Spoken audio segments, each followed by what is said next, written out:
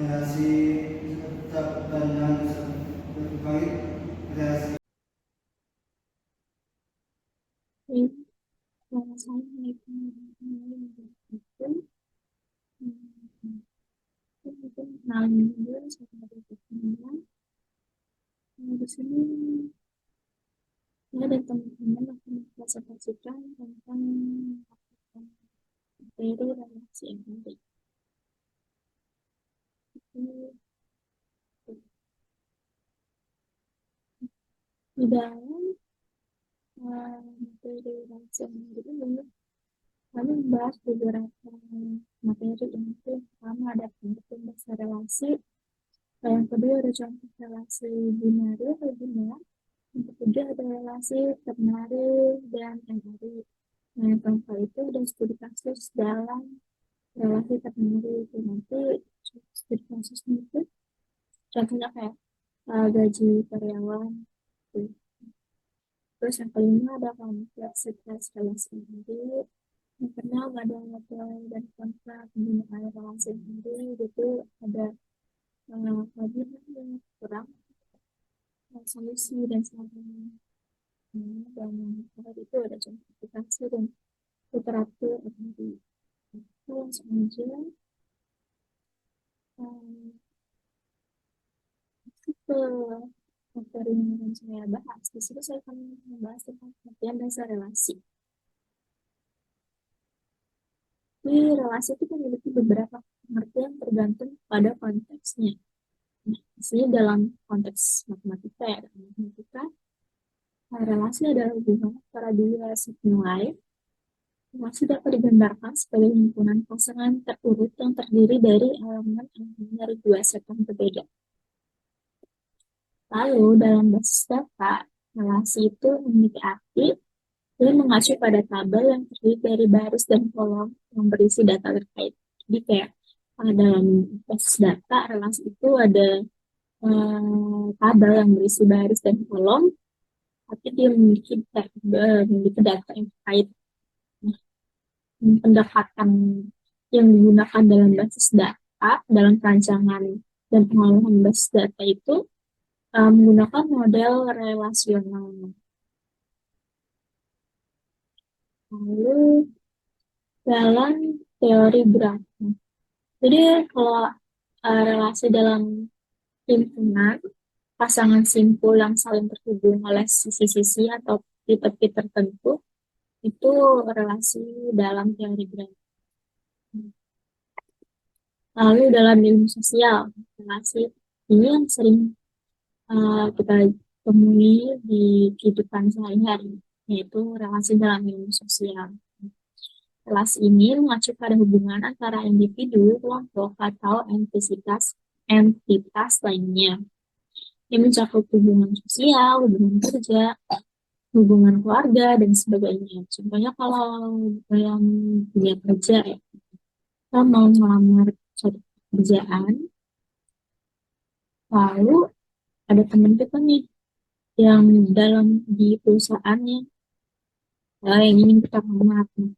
Jadi teman kita ini merelasikan kita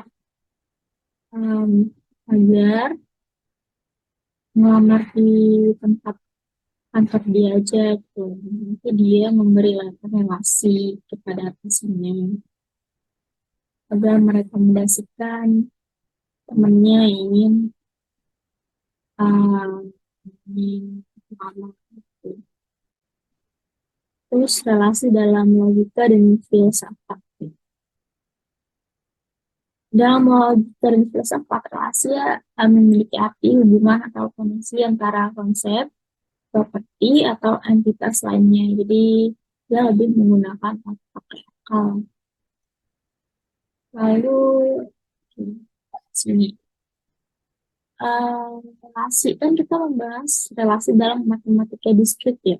Dalam konteks matematika diskrit, relasi seringkali diwakili oleh himpunan pasangan yang berurutan. Disebut tuh himpunan relasi. Ya. Himpunan relasi ini memiliki beberapa konsep dalam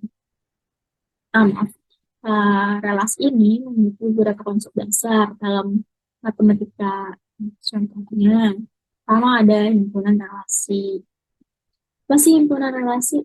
Jadi himpunan relasi adalah himpunan yang terdiri dari pasangan bentuk dari elemen-elemen dari dua himpunan. Soalnya jika A dan B adalah himpunan, maka relasi R antara A dan B adalah subset dari A kali B atau Cartesian produk dari A dan B yang berisi pasangan terurut AB, di mana A berasal dari A, kayak ini, dan B yang kecil ini berasal dari B yang gede. Ya, contohnya, ada ayam, singa, buaya, ular. Ayam itu kan unggas, dia ditarik dari ke unggas. Singa dia mamalia, buaya itu reptil, dan ular itu reptil juga. Bukan himpunan A, ini himpunan B. Lalu ada himpunan relasi ekuivalen. Dalam matematika diskrit, relasi ekuivalen adalah relasi yang refleksif, simetris, dan transitif. Dalam hal ini, elemen-elemen dalam himpunan terkait dianggap setara satu sama lain. Gitu. Nah, himpunannya itu setara. Misalnya dalam himpunan bilangan bulat, relasi sama dengan adalah contoh relasi ekuivalen. Jadi kayak himpunannya sama dengan ya sama dengan itu kan setara. Itu contoh relasi ekuivalen. Keberapa? Itu ada relasi orde. Relasi orde adalah relasi yang refleksif, antisimetris, dan transitif. Ini mengatur elemen himpunan keurutan tertentu. Contoh relasi orde adalah relasi kurang dari atau sama dengan pada himpunan bilangan bulat. Lalu selanjutnya ada relasi fungsi. Relasi fungsi itu apa sih? Relasi fungsi adalah relasi khusus di mana setiap elemen dari himpunan asal memetakan ke tempat satu elemen dalam himpunan sasaran. Nah, relasi fungsi ini digunakan untuk menggambarkan ketergantungan antara dua himpunan. Contohnya, ini ada contoh relasi fungsi A, ada himpunan A, ada himpunan B, A ke A, B ke B, C, C, dan seperti yang ini contoh. Namanya relasi fungsi. Jadi mereka berketergantungan. Lalu selanjutnya, nah selain konsep-konsep tersebut, konsep-konsep yang tadi sudah dijelaskan, matematika diskrit juga melibatkan berbagai jenis relasi, khusus seperti relasi inverse, relasi komposisi, relasi seimbang, dan banyak lagi. Studi tentang relasi dalam matematika diskrit memungkinkan pemodelan, analisis, dan pemahaman yang mendalam tentang struktur diskrit dan hubungan antara elemen-elemennya. Lalu ada relasi binari atau relasi binari. Apa sih itu relasi binari? Relasi binari itu adalah hubungan antara dua himpunan yang terdefinisi pada himpunan elemen yang mungkin. Relasi binar dapat dinyatakan sebagai kumpulan pasangan urut dari elemen-elemen yang memenuhi sifat tertentu. Beberapa sifat yang sering diperhatikan dalam relasi binar. Di dalam relasi binar ini terdapat beberapa sifat. Contohnya, ini ada 6 ya. Ada pertama refleksif, dua simetris, ketiga transitif, yang keempat ada asimetris, yang kelima ada antisimetris, dan yang terakhir itu ada irregular.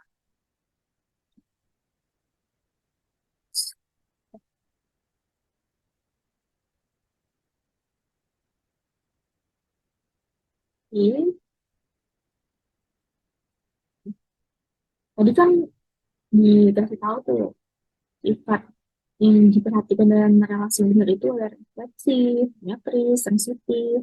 Tapi apa sih yang dimaksud dengan hal tersebut?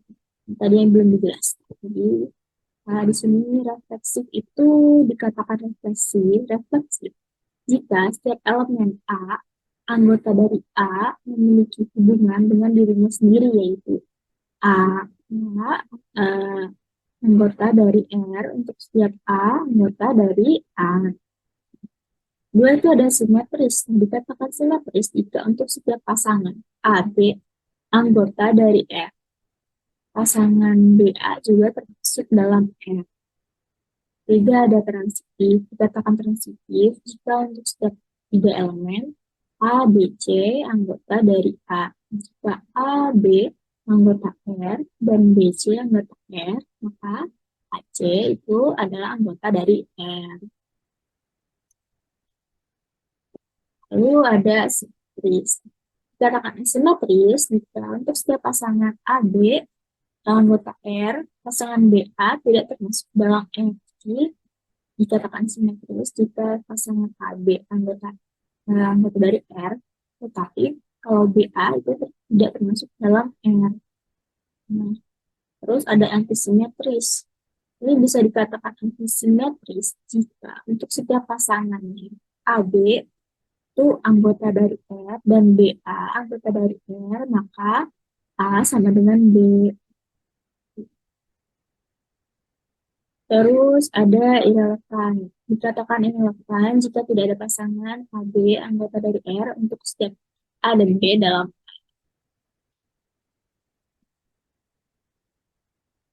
Terus ini ada contoh relasi biner. Seperti yang diketahui, relasi biner itu kan relasi yang terjadi di antara dua entitas yang berbeda. Di sini contohnya ada relasi mengajar. Nah, dalam mengajar ini pasti ada yang mengajar dan ada yang akan diajarkan. Jadi yang mengajar ini ada dosen. Dosen ini terdiri lagi dari ada namanya siapa, alamatnya di mana. Terus ada satu lagi tuh ada si dosen ini mengajar apa sih? Apa kuliah yang diajar? Berapa SKS? Jadi dalam relasi mengajar itu ada dosen dan mata pelajaran yang akan diajarkan.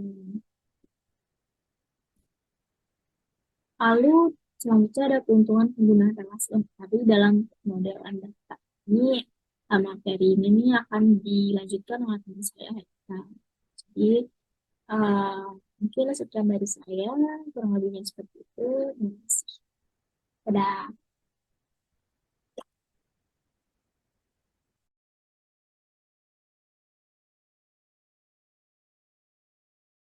Masuk ke komposisi relasi. Apa sih komposisi relasi?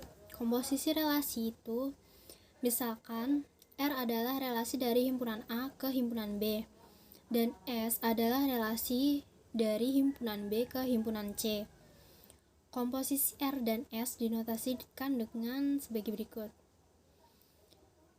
Dan relasi A ke A ke C dapat didefinisikan seperti berikut. Dengan A, C, sedemikian A anggota A, C anggota C, dan untuk beberapa B anggota B yang membentuk relasi AB dan BC. Contohnya, misalkan di sini ada himpunan R yang merupakan himpunan dari 1, 2, 3 ke himpunan 2, 4, 6, 8 dan himpunan S yang terdiri dari himpunan 2, 4, 6, 8 ke himpunan STU. Maka dari R dan S ini kita bisa membentuk komposisi relasi sebagai berikut. Untuk lebih bisa mendefinisikan komposisi relasi R dan S ini dengan mudah, kita bisa membuat diagram panah. Di sini ada A, di sini B dan C. Kita lihat. 1 ini panahnya kedua lalu ke U, maka komposisi relasinya 1U. Lalu ada lagi 1 ke 6 ke T, jadi 1T, dan seterusnya. Lalu relasi n-array. Relasi n-array merupakan relasi yang menghubungkan beberapa n himpunan dengan n itu nilainya lebih dari 2. Misalkan ada A1, A2, AN. A1, A2, AN ini adalah himpunan. Relasi n-array dari himpunan dapat dinotasikan sebagai berikut. Relasi n-array itu adalah perkalian dari A1 kali A2 sampai AN, di mana A1, A2, AN merupakan domain relasi, sedangkan N disebut derajat. Lanjut contoh relasi n-array. Di sini ada absen, ada himpunan absen, nama, mapel, dan nilai. Kan tadi sebelumnya relasi itu adalah perkalian dari himpunan-himpunan kan. Nah, di sini kita kalikan nih. Relasi n-array dari absen kali nama kali mapel kali nilai. Nilainya hasilnya seperti ini. Hasilnya seperti ini. 1 Ani IPA B, 2 Caca IPA A, 2 Caca IPS B, 3 Lala IPS A, dan seterusnya. Jadi nggak cuma ini doang ya, ada lagi atau mungkin masih lebih banyak lagi, lebih dari ini, dari himpunan ini tadi, hasil dari relasi n-array-nya. Lanjut, dari relasi n-array tadi kita bisa menjadikan tabel. Kalau hasil ini dijadikan tabel, jadinya seperti ini. Ada tabel absen, nama, mapel, dan nilai. Ada kolom absen, nama, mapel, dan nilai. Lanjut ke basis data. Basis data atau database adalah kumpulan tabel. Konsep relasi n-array itu adalah basis data rasional. Setiap tabel itu menyatakan relasi. Setiap tabel itu menyatakan relasi. Nah, tabel ini diimplementasikan secara fisik menjadi sebuah file. Kolom tabel disebut atribut. Dan suatu atribut ini menyatakan suatu file. Tahu ya, setiap tabel menyatakan relasi yang diimplementasikan sebagai sebuah file. Sedangkan kolom tabel disebut atribut yang menyatakan suatu field.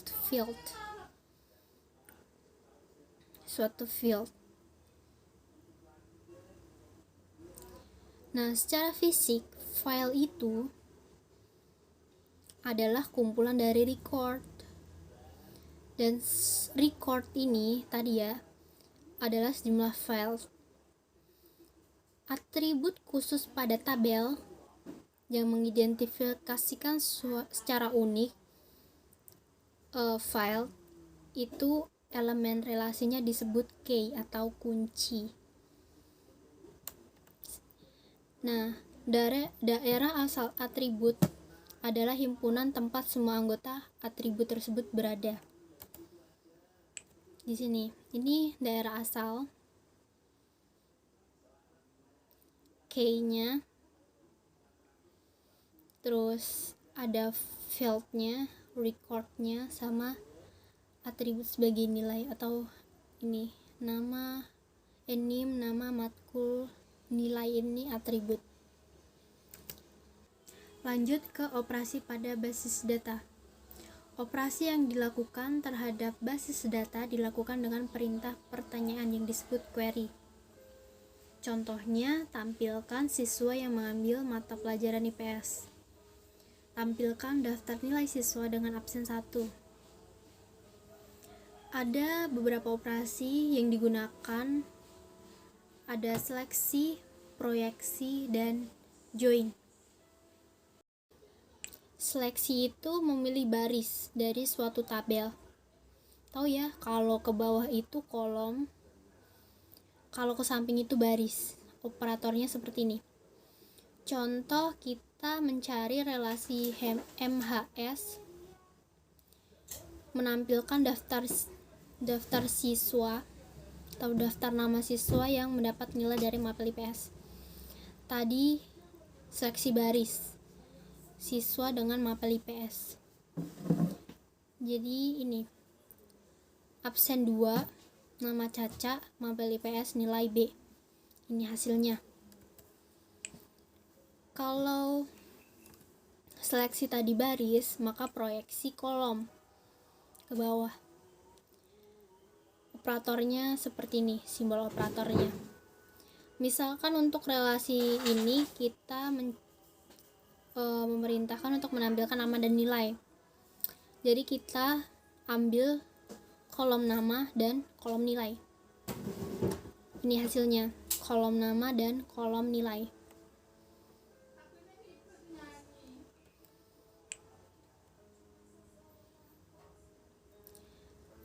Yang ketiga, join.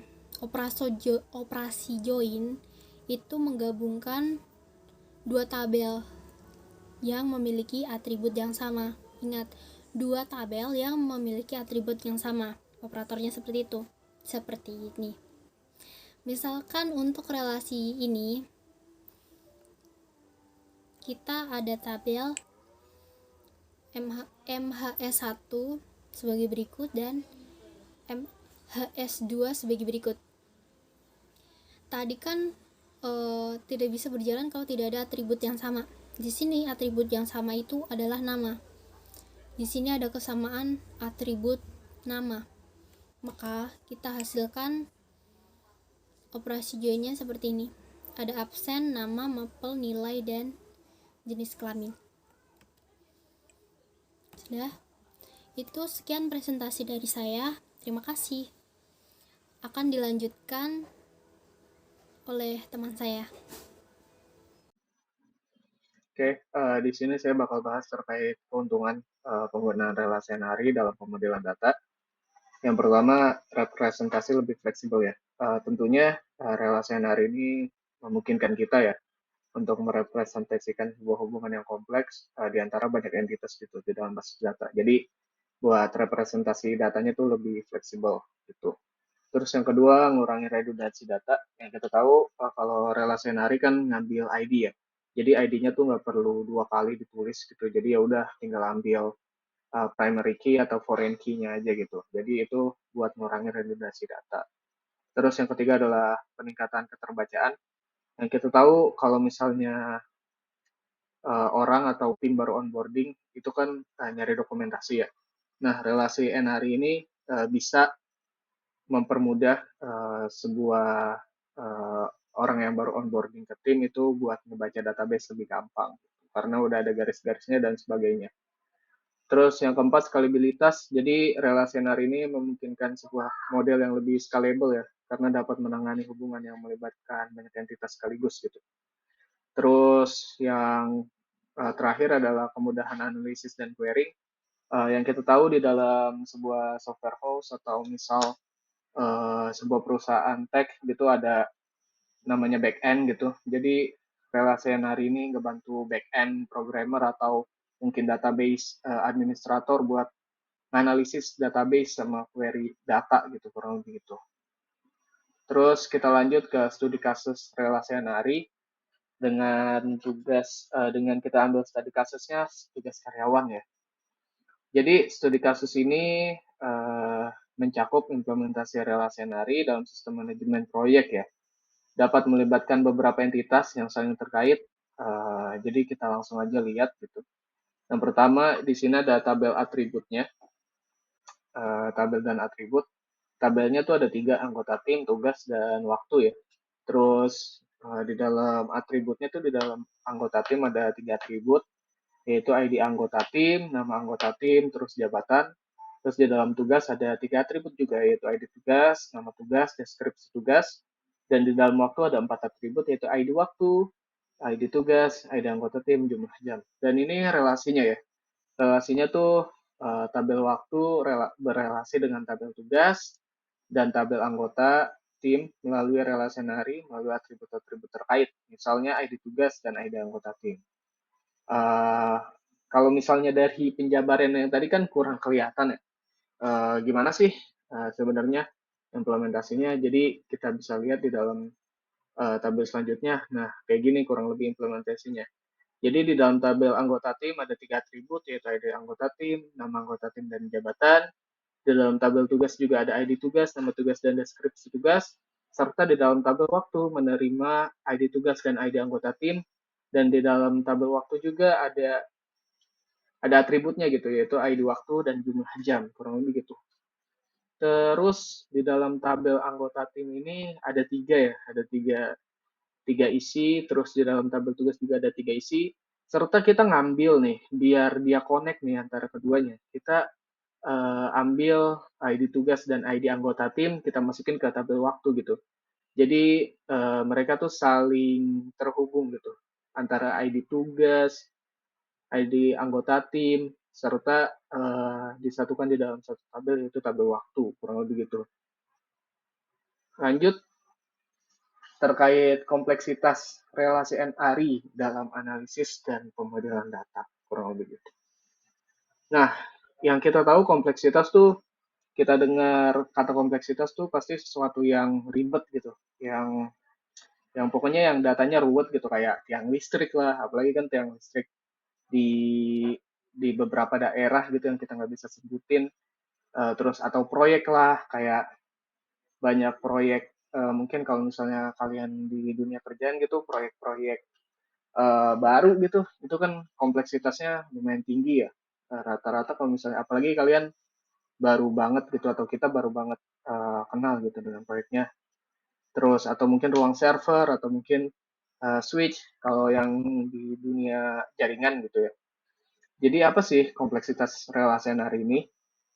Kompleksitas relasi hari dalam analisis dan pemodelan data itu dapat bervariasi ya, tergantung pada jumlah entitasnya yang terlibat dalam relasi tersebut. Berikut ini habis slide ini kita bakal ngelihat, kita bakal run through beberapa kompleksitas yang mungkin terjadi dalam relasi NRI ini.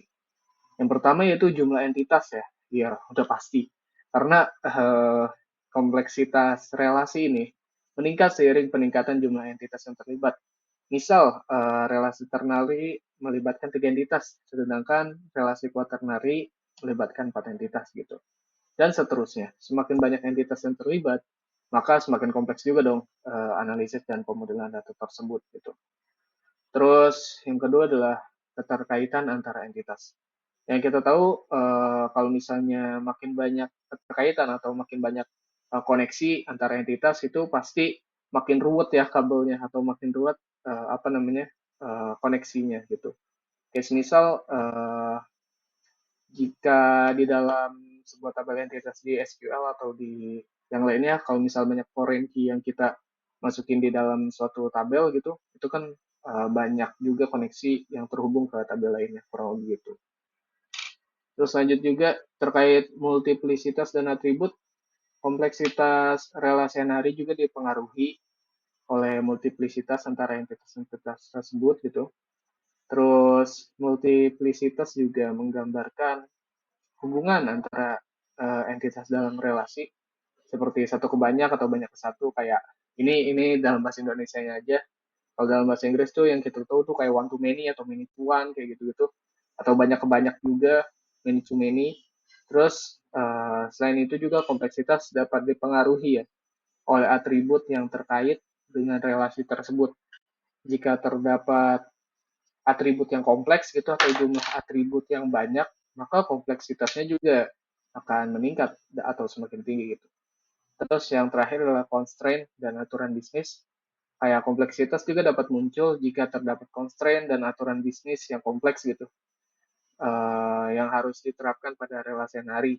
Misal batasan-batasan unik gitu pada aturan bisnis yang kompleks seperti aturan validasi, yang kita tahu kan kalau aturan validasi itu kayak misal kita mau mengajukan KYC atau know your customer ya, yang kita tahu dalam bank atau mungkin dalam e-wallet. Nah, itu relasi NRI-nya juga banyak ngerelasi ke database-database lain atau tabel-tabel lain di dalam database. Kayak gitu sih. Kayak semisal KYC kan ada foto, ada teks juga, ada upload KTP dan sebagainya. Nah, itu bisa terhubung gitu. Terus atau perubahan status, benar tadi. Kayak semisal perubahan status KYC yang darinya pending jadi sukses atau darinya pending jadi gagal. Nah, itu juga melibatkan relasi-relasi yang ada di dalam sebuah tabel database. Kurang lebih gitu. Thank you semua. Mungkin next ke materi selanjutnya ya. Ya, Assalamualaikum warahmatullahi wabarakatuh. Perkenalkan, nama saya Muhammad Afif. Di sini saya akan menjelaskan tentang tantangan dan masalah umum yang terjadi pada relasi NRI. Yang pertama ada desain yang kompleks. Nah, relasi NRI dengan entitas yang banyak terlibat dapat menghasilkan skema basis data yang kompleks. Desain yang buruk atau tidak optimal dapat menyebabkan kesulitan dan pemahaman, pemeliharaan, serta penggunaan relasi NRI tersebut. Nah, yang kedua ada integritas data. Relasi NRI dapat menimbulkan tantangan dalam menjaga integritas data, pengaturan dan pemantauan ketergantungan antar entitas yang terlibat dapat menjadi rumit. Pelanggaran integritas data dapat terjadi jika aturan atau pembatasan yang diperlukan tidak diikuti dengan benar. Selanjutnya ada ambiguitas dan inkonsistensi. Nah, pemahaman dan kesalahan pengguna yang tidak memahami dengan baik struktur dan konsep relasi NRI dapat membuat kesalahan dalam penggunaan dan pemrosesan data. Kesalahan ini dapat berdampak pada integritas dan konsistensi data. Selanjutnya, solusi dan strategi. Yang pertama ada normalisasi basis data. Normalisasi adalah proses merancang skema basis data untuk mengurangi redundansi dan memastikan integritas data. Dalam konteks relasi NRI, normalisasi dapat membantu memecahkan relasi kompleks menjadi beberapa relasi yang lebih sederhana. Hal ini memudahkan pemeliharaan data dan meningkatkan konsistensi. Yang kedua ada perancangan yang baik. Penting untuk merancang struktur relasi NRI dengan cermat. Identifikasi entitas yang terlibat dalam relasi, tentukan atribut yang relevan. Menggunakan notasi yang jelas dan deskriptif untuk menggambarkan relasi.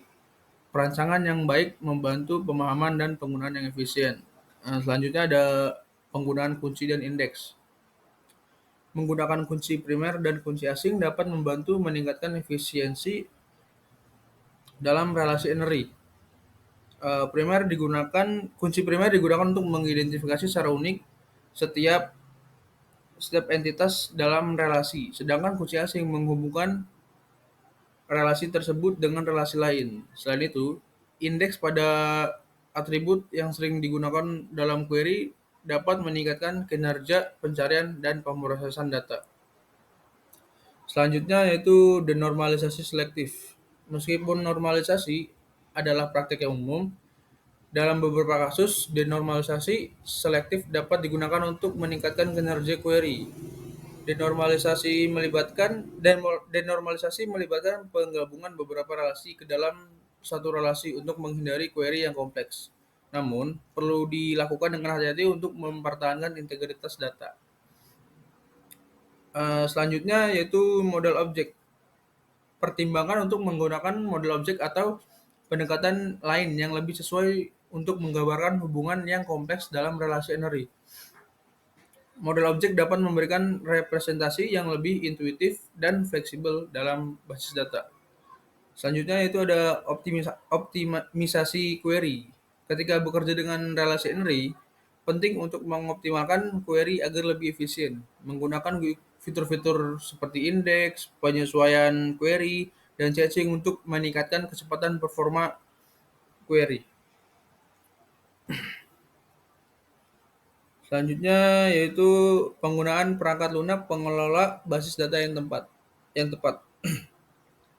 Pastikan kita menggunakan perangkat lunak pengelola basis data yang mendukung dan mengoptimalkan penggunaan relasi N-ary. Pilihlah perangkat lunak yang memiliki fitur-fitur yang memudahkan pengguna dan manajemen relasi N-ary. Pelatihan dan pemahaman pengguna.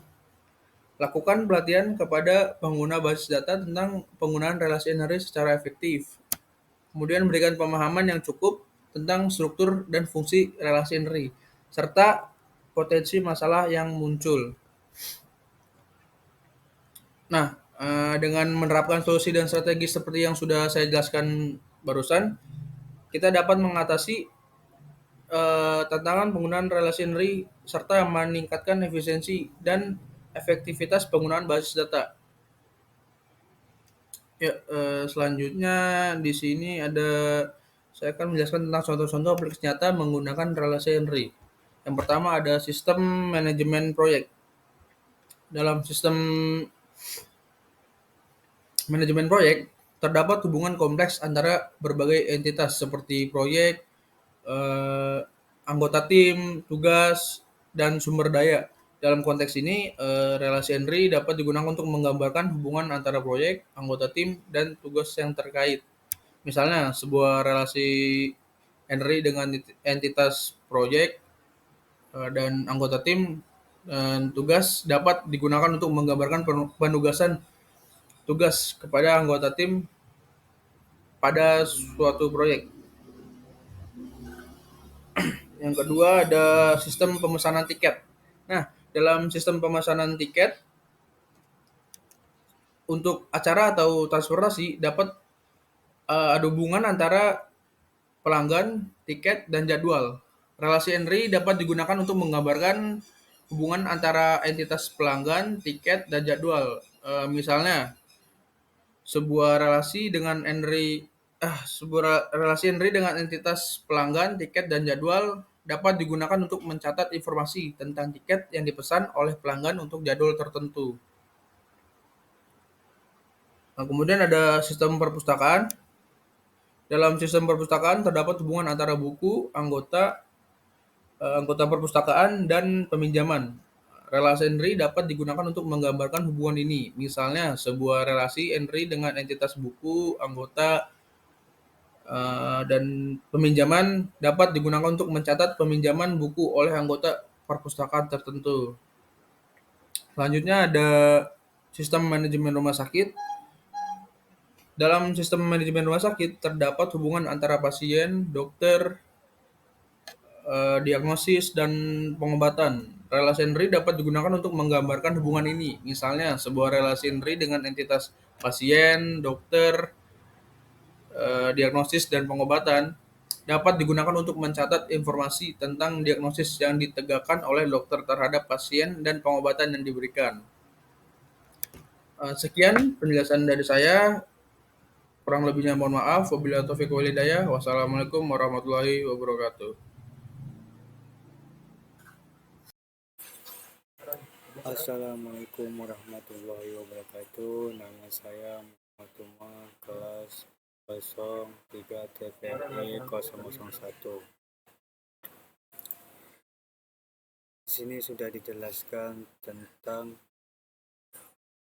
membahas tinjauan literatur definisi yang akan digunakan untuk menganalisis masalah pentangan sistem informasi sumber daya. Teman-teman sudah bisa lihat sini penjelasannya. Ini proses kajiannya. Kajian studi yang pernah dilakukan, kajian studi tentang penanganan data sumber daya air, khususnya informasi data yang diperoleh untuk penerbitan buku data tahunan disebut sebagai telah dilakukan. oleh beberapa universitas, di antaranya adalah oleh BPPT. Ini kajiannya. Pemanfaatan teknologi sistem informasi berarti untuk mendukung sistem informasi pengambilan keputusan. Ini kajiannya. Konsep sistem informasi. Sistem informasi dapat didefinisikan sebagai sekumpulan komponen atau modul yang dapat mengumpulkan, mengolah, memproses, menyimpan, menganalisis, dan mendistribusikan informasi untuk tujuan tertentu. Adapun tujuan sebuah sistem informasi pada umumnya adalah untuk membantu kelakuan menjalankan dalam menjalankan aktivitasnya secara aktif dan seefisien mungkin. Konsep sistem informasi ini dia sudah dijelaskan di sini. Ini baru teman-teman gambarnya yang saya sudah bikin, bisa dilihat di sini. Baru konsep pengembangan perangkat lunak. Di dalam ilmu informatika dan komputer, pengembangan sebuah perangkat lunak secara konseptual individu dari sistem ini memiliki suatu evaluasi. Ini adalah evaluasinya. Ini sambungannya yang tadi evaluasi tersebut secara lengkap sebagai berikut. Sama juga disambungkan seperti yang tadi. Di dalam kegiatan ini akan dilakukan identifikasi dan evaluasi terhadap modul-modul objek beserta atribut dan operasinya. Ini dia. Yang ini dalam sama aja dengan yang tadi. Dalam kegiatan ini akan definisikan spesifikasi dari konfigurasi sistem, yaitu hubungan interkoneksi antara modul-modul yang membentuk sistem yang akan dibangun. Seperti yang tadi sama. Juga sama dalam kegiatan ini akan bersama-sama saja dengan berdasarkan di yang telah disebut dalam langkah sebelumnya. Akan dilakukan implementasi spesifikasi melalui proses coding atau pembuatan software program yang dapat diprosesikan dan divalidasi. Ini yang sama prinsipnya perancangan sistem informasi. Dalam perancangan sebuah sistem informasi, pembacaan masalah dan pengembangan kebutuhan penggunaan merupakan hal yang harus dipenuhi dan menjadi tujuan utama dari kegiatan perancangan sistem informasi. Ini prinsip perancangan sistem informasi yang dijelaskan di sini. Teman-teman bisa baca sendiri. Ini prinsip perencanaan, sama saya tadi juga penjelasannya juga.